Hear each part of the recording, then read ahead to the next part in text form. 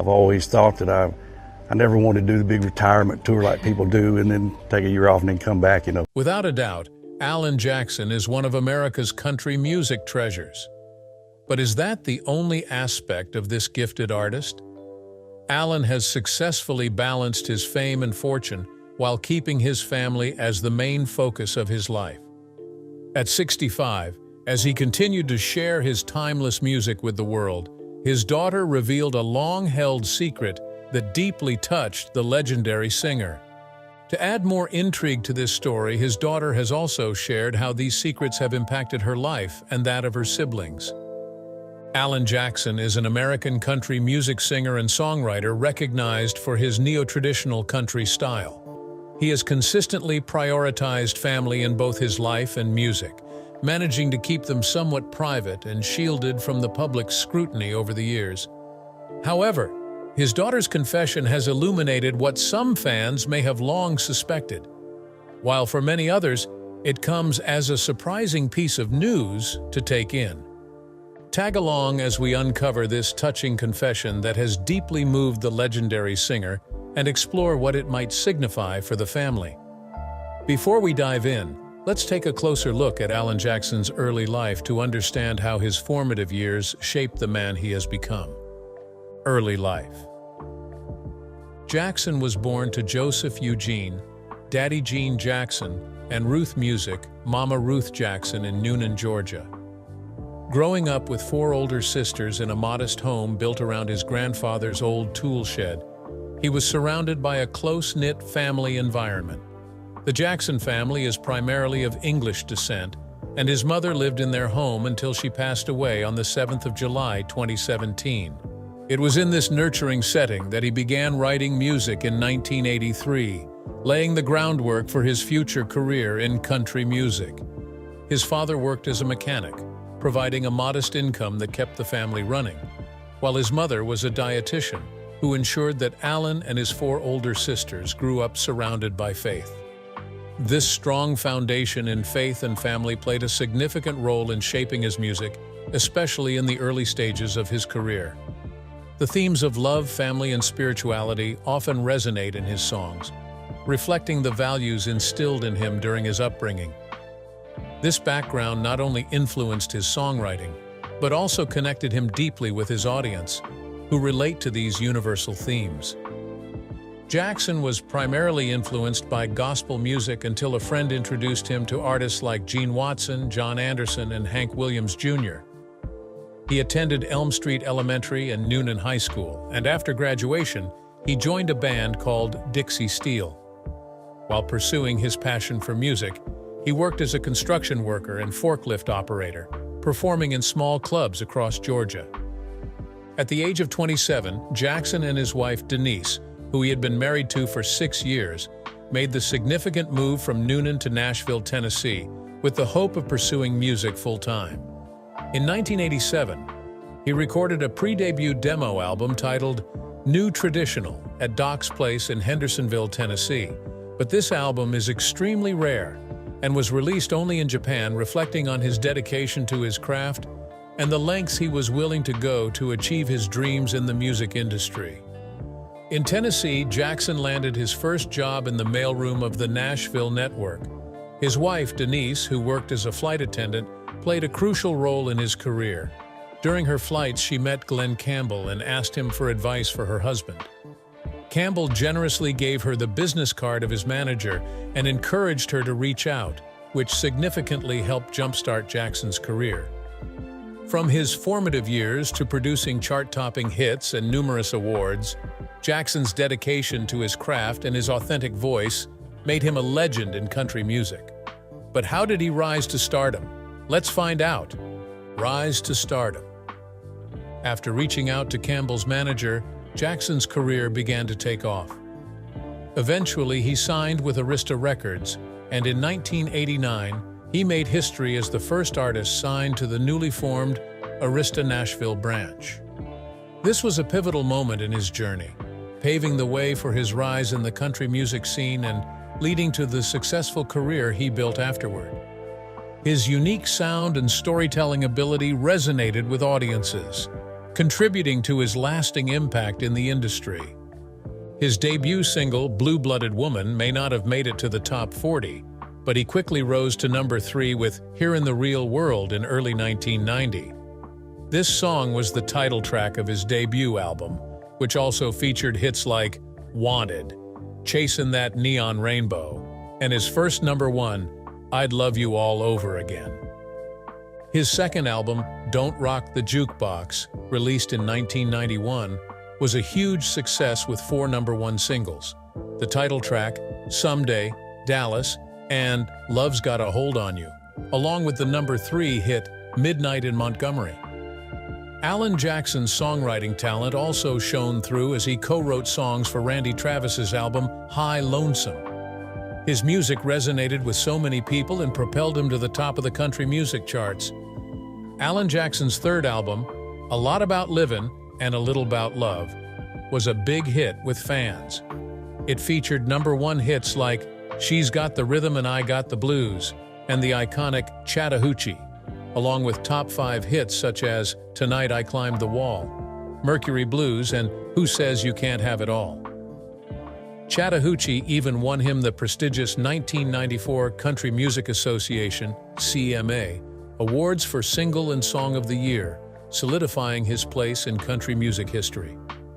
That same year, Jackson made a change in his career by leaving 1010 Management and joining Gary Overton. His fourth album, Who I Am, was a huge success, featuring 4 number 1 hits. His cover of Rodney Crowell's Song for the Life also made it to number 6 on the charts. Jackson's music continued to resonate with fans, and his collaborations with other artists, like co-writing Clay Walker's number 1 hit, If I Could Make a Living. Plus, his appearance on Home Improvement performing Mercury Blues must have been a treat for his fans. His talent and versatility truly shine through in his music and performances.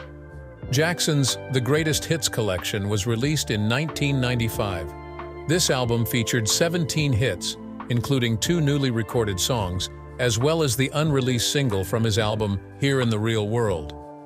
Then, in 1996, he released Everything I Love, which had some more chart-topping hits. The first single, written by Tom T. Hall, soared to the top of the charts. The album also included the number 1 hit There Goes and a cover of Charlie McClain's Who's Cheatin' Who, which reached number 2. Jackson's music consistently resonates with listeners and climbs the charts. Even though A House with No Curtains didn't make it to the top 10, it's all part of the journey in the music industry. High Mileage in 1998 kicked off with the hit I'll Go On Loving You, reaching number 4 on the charts. The album's standout track, co-written by Phil Vassar and Charlie Black, became his only number 1 hit from that album. The next year, Jackson released Under the Influence, where he took a bold step by covering country classics with a traditional sound at a time when rock and pop influences were dominating country radio. He was dedicated to preserving the traditional country sound while paying homage to classic hits. And that moment at the 1999 CMA Awards, when George Jones was asked to trim his performance but decided to boycott the event, leading Jackson to show solidarity by interrupting his own performance and singing Jones's song Choices, showed the camaraderie and respect he had for the country music community. Jackson and George Strait's song Murder on Music Row really stirred up conversations in the country music scene. Released as part of their album Honky Tonk Christmas in 2002, the song critiques the shift towards a pop sound in country music during the 1990s and 2000. Even though it wasn't officially released as a single, its impact was significant. It became the highest-charting, non-seasonal album cut on the Hot Country Singles and Tracks chart during the Broadcast Data Systems era, surpassing Garth Brooks's Below Wood. Performing Murder on Music Row at the 2000 Academy of Country Music Awards was a powerful statement, showcasing the duo's commitment to traditional country music and their willingness to speak out about the changes happening in the genre. This moment showed how music can be a platform for artists to express their views and connect better with their audience. Jackson's approach to country music, especially in contrast to artists like Garth Brooks and Shania Twain, really emphasized a more authentic and relatable style. Rolling Stone's comment highlights how Jackson aimed to bring a more grounded and human touch back to country concerts, moving away from the flashy productions that had become common. His song, "Where Were You When the World Stopped Turning," released after the 11 attacks, was particularly poignant. It served as a heartfelt tribute to the victims and resonated deeply with many people during a time of national tragedy. The song's blend of country and soft rock elements helped it reach a wider audience, and Jackson's performance at the 2001 CMA Awards is often remembered as one of the most powerful moments in the show's history. The day after Jackson's performance, his website experienced a crash due to the overwhelming number of server requests. The song came to him unexpectedly and wasn't originally planned for an official release. However, after his live performance gained traction, it started getting airplay on the radio and was eventually released as a single. It was included in his 2002 album's Drive, featuring both the live version from the CMA performance and a radio version. Jackson released his second Christmas album the same year, following his first Christmas album, which came out in 1993. Jeannie Kendall reached out to him for a duet, and he suggested the song "Timeless and True Love," which ended up on her first solo album. In early 2006, Jackson released his first gospel music album called Precious Memories. He created this album at the request of his mother, who loved religious music. Although Jackson viewed it as a side project rather than an official release, it was ultimately treated as such, and the album went on to sell over 1,800,000 copies. Just a few months later, Jackson released his next album, Like Red on a Rose. This album was originally meant to be a bluegrass project, but it ended up with a different producer and sound. Keith Stegall was not involved in this album. Instead, Alison Krauss took over the production. Unlike Jackson's earlier albums, this one moved away from his usual neo-traditional country style and adopted a soft rock adult contemporary sound. This shift sparked controversy among his fans, who felt he was abandoning his signature style for a more commercial pop direction. The album was well received by critics but didn't perform as well commercially. For his next project, he returned to his country roots with Good Time. The first single from the album, Small Town Southern Man, hit the radio soon. Another single from the album, Sissy's Song, was a tribute to Leslie "Sissy" Fitzgerald, a longtime family friend who tragically lost her life in a motorcycle accident. Legacy Recordings dropped the collection Genuine: The Alan Jackson Story with 59 tracks, including 8 unreleased ones, as a tribute to Merle Haggard. Then, Alan Jackson put out a new song called The Older I Get for a future album. The album Where Have You Gone finally hit the shelves 4 years later, boasting a more traditional country sound than Jackson's usual style. In interviews, Jackson expressed concerns about the future of country music, feeling like it might be disappearing. Despite his fame, he has always prioritized his family, often drawing inspiration for his music from his experiences as a family man. Well, let's take a closer look at what his personal life may look like. Personal life. Jackson married his high school sweetheart, Denise Jackson, on the 15th of December, 1979.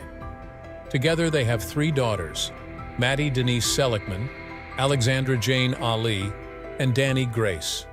The couple became grandparents on December 2022, when their daughter Ali and her husband Sam Bradshaw welcomed their first child, a son.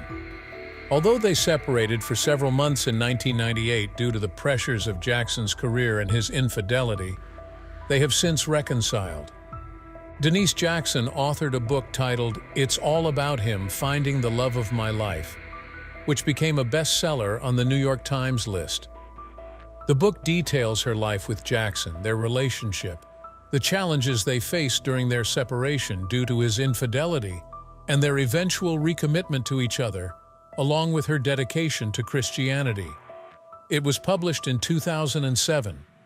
She also released a gift book called The Road Home, Additionally, Jackson's nephew, Adam Wright, is a country music singer-songwriter, and he performs with his wife, Shannon, as a duo known as The Wrights. The Wrights co-wrote 2 songs and provided harmony vocals on Jackson's album What I Do. Also, Jackson is related to former Major League Baseball player Brandon Moss, as they are cousins. Jackson put his 135-acre estate near Franklin, Tennessee, on the market for $38 million. The property sold after about 8 months for $28 million, marking one of the highest home sale prices in the Nashville area. After that, he moved into a new home in the same Nashville suburb, purchasing it for $3,675,000. However, less than a year later, they listed that home for $3,999,000. Jackson had a strong friendship with fellow country singer George Jones. Jones is referenced in several of Jackson's songs, including Don't Rock the Jukebox, where he also made an appearance in the accompanying video, and Murder on Music Row. The song Just Playin' Possum is dedicated to Jones, expressing Alan's desire to lie low and play possum, with possum symbolizing George Jones. Additionally, Jones appears in the video for Good Time. In 2008, he surprised everyone by attending Jackson's CMT Giants ceremony, where he expressed his gratitude for their friendship. Jackson is also close with George Strait, who performed Murder on Music Row alongside him. Despite his connections with major stars, Jackson remains grounded and maintains ties with his roots and longtime friends. At George Jones's funeral service in 2013, Jackson performed one of Jones's most famous songs, He Stopped Loving Her Today, as a tribute at the end of the service held at the Grand Ole Opry in Nashville. In addition to his musical career, Jackson is also known for being an avid classic car collector. His impressive collection features several notable vehicles, including an Amphicar, a 1968 Shelby GT Give 100 KR convertible, and a 1970 Chevelle SS 396, among others. In a 2021 appearance on The Today Show, Alan Jackson revealed that he has Charcot-Marie-Tooth disease. He mentioned that the condition has been impacting him for years and is becoming increasingly noticeable. He expressed concerns about stumbling while performing on stage and experiencing difficulties with his balance, even when standing in front of the microphone, which makes him feel quite uncomfortable. What could be the reason for the connection between Jones and Jackson? Could it be a shared friendship rooted in mutual respect for one another, or a bond formed over a shared love for country music? Let's find out. His relationship and collaboration with George Jones. Even though George Jones and Alan Jackson's careers took off in different eras, the two had a deep understanding of each other that set them apart from many of their peers. Jackson grew up listening to Jones and other artists from that era, which fostered in him a profound respect for classic and traditional country music. This connection to the roots of the genre shaped Jackson's own musical style and appreciation for the legends who paved the way. As two of the biggest names in the country music industry, it was only a matter of time before George Jones and Alan Jackson crossed paths. When they finally did, they formed a friendship that spanned many years. The two artists collaborated multiple times, with one of their most notable partnerships being on the song A Good Year for the Roses. Originally released by Jones in 1970, he recorded a new version of the song with Jackson in 1994, showcasing their mutual respect and the timeless nature of their music. That moment at the CMA Awards was truly touching. When George Jones declined to perform a shortened version of his song Choices and chose not to attend the show, Alan Jackson stepped in and performed a shortened version of his own hit, Papa Top. Then, unexpectedly, Jackson seamlessly transitioned into the chorus of Choices, giving Jones and his song the recognition they deserved. It was a powerful gesture of friendship and respect from Jackson to Jones, and it moved Jones to tears as he watched from home. It really showed the bond between these two legends of country music. As you would expect, Jackson was heartbroken when George Jones passed away on the 23rd of April 2013 at the age of 81. Even years later, Jackson continues to feel the loss deeply. In a heartfelt tribute, he shared an old photo of the two of them together on social media. He wrote, "Well, heaven better get ready for some great country music." While George was known for his wild and crazy days, he has known him for 25 years as a friend. He has grown into a real good man. This shows how much Jackson valued their friendship and the impact Jones had on his life and career. No matter how much time passes, Jackson's greatest tribute will always be his performance of that very song during Jones's funeral service. The friendship between Jackson and Strait over the years has been evident as they both celebrate the roots of country music. But how did this friendship blossom? His relationship and collaboration with George Strait. In the 70s and 80s, country music saw the rise of two of its most iconic singers, Alan Jackson and George Strait. Both of them not only showcased their singing talents, but also embraced the true essence of country music.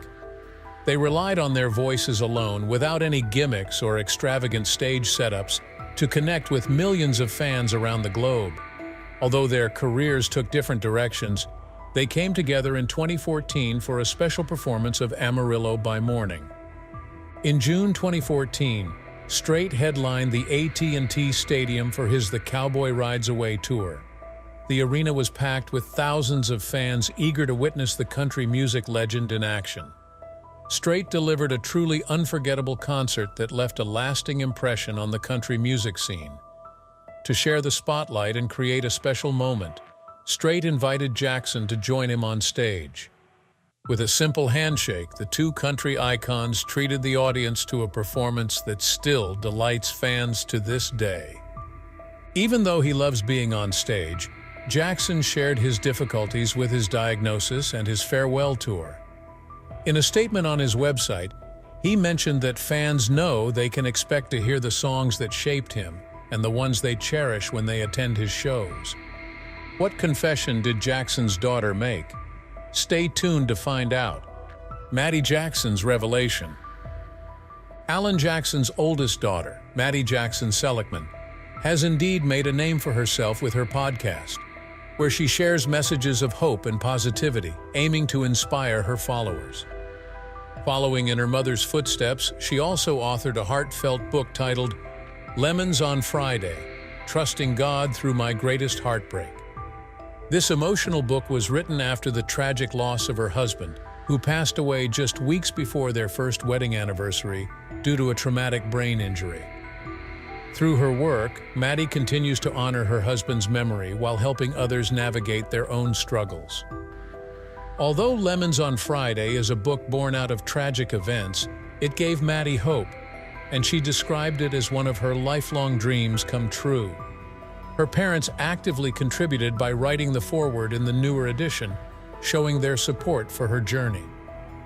Luckily, after 5 years of widowhood, Maddie remarried and has recently welcomed her child. Just like her parents, she moved to Nashville with her new husband and now raises her family there, continuing to build a life filled with love and hope. Maddie is indeed a very outspoken person, and she often shares her thoughts about her father. After her wedding, she posted one of her wedding pictures on social media, expressing her gratitude for how supportive Alan Jackson has always been and thanking him for his caring nature. Another touching moment was on Father's Day when she shared a picture of herself as a child with her dad. In the caption, she wrote, "To the man who gives everything so his girls can have everything, we love you so much." These heartfelt messages highlight the strong bond they share and the love Maddie has for her father. Now this is the real shocker. On the 2nd of June 2024, Maddie and her new husband welcomed their first child, a son named Wesley Jackson Smith. According to Maddie's post, the little one has been named after both of his grandfathers. The situation surrounding this choice is especially touching. Earlier, Maddie had spoken about how it is possible to experience grief and joy at the same time, which beautifully expresses her feelings about losing her first husband while also celebrating the birth of her son. This duality of emotions reflects the complexity of her journey and the love that continues to surround her family. In the midst of all those emotions, naming her baby after her father truly shows just how much Maddie adores Jackson. It makes the whole story even more precious. This revelation is shockingly amazing because we live in a world where many stars tend to ruin their families after achieving fame. However, to think that Alan Jackson has been able to touch so many lives with his music and still have a close relationship with his family is truly amazing. Maddie further wrote in her post that if the baby was anything like his namesake Jackson, he had quite a life ahead of him. This statement not only reflects her hopes for Wesley but also emphasizes the admiration and respect she has for her father. It suggests that she sees Jackson as a role model, someone with qualities and experiences that she hopes her son will inherit. Jackson's second daughter, Jane, also shares a lot of love for her father. She regularly posts touching tributes to him on her social media platforms, expressing her gratitude for him as her dad. Also, after Jackson was inducted into the Country Music Hall of Fame on the 5th of April 2017, Jane chose to share with the world just how amazing her dad was. She said the world views him as an exceptional musician, a remarkable songwriter, and a gifted vocalist, but she sees him as a best friend, someone who taught her the importance of treating people well and how to be independent. She further emphasizes that he is the ideal father for every daughter, expressing gratitude for raising them in a home filled with Jesus and music, and for always making sure they knew their dreams could become a reality. In a beautiful twist, Jane also named her son after her father. Jackson announced this in 2022 when he took to social media to share, "Denise and I are celebrating our 43rd wedding anniversary with our new grandson, Jackson. Now, we don't even seem to know who speaks louder about their father's kindness between the two sisters, Maddie and Jane. They obviously both adore him. Nothing brings smiles to fans' faces more than seeing a family appreciate one another despite the weighing influence of fame and fortune. Two things that seem to tear many other families apart more than they bring them together. Their bond is a refreshing reminder that love and respect can prevail even in the spotlight, showcasing the strength of their family ties. However, Jackson's last daughter is not left out. Dani was featured in Alan's music video for his song Drive in the 2000s alongside her older sisters and their dad, Jackson. Being the youngest, she might eventually express more about her relationship with her dad in the near future. His ability to craft relatable songs that resonate with his fans is one notable skill Jackson has showcased throughout his career. However, has his contributions to country music gone without recognition? Alan Jackson's Awards. Jackson received 6 CMA nominations in 1989, and an additional 4 in 1994, one of which was for Entertainer of the Year. He joined the Grand Ole Opry in 1991 and was inducted by Roy Acuff and Randy Travis. At the 29th Annual TNN Music City News Country Awards at the Grand Ole Opry House, Jackson was the most nominated artist with 6 nominations, including Best Entertainer, Male Artist, Vocal Collaboration, Album, Single, and Video with 2 nominations in this category. At the 2002 CMAs, Jackson made history with a record-setting 10 nominations in a single year, many of which were for the song Where Were You? This achievement also elevated his total career nominations to the second highest number ever, just behind George Strait. Where Were You even received a Grammy nomination for Song of the Year. 2003 at the Academy of Country Music Awards, Jackson took home Album of the Year for Drive and Video of the Year for the Drive for Daddy Jean video. In 2004, they renamed a 5-mile stretch of Interstate 85 in Jackson's hometown of Newnan as the Alan Jackson Highway to honor the singer. When he heard about it, He humbly mentioned that maybe a dirt road would have been more fitting. Jackson was also inducted into the Georgia Music Hall of Fame in 2000 and received a star on the Hollywood Walk of Fame in 2010. And in 2070, he was rightfully inducted into the prestigious Country Music Hall of Fame. Alan Jackson's legacy and impact on the music industry are truly remarkable. If you enjoyed this video, like and subscribe, and also click the next video shown on your screen.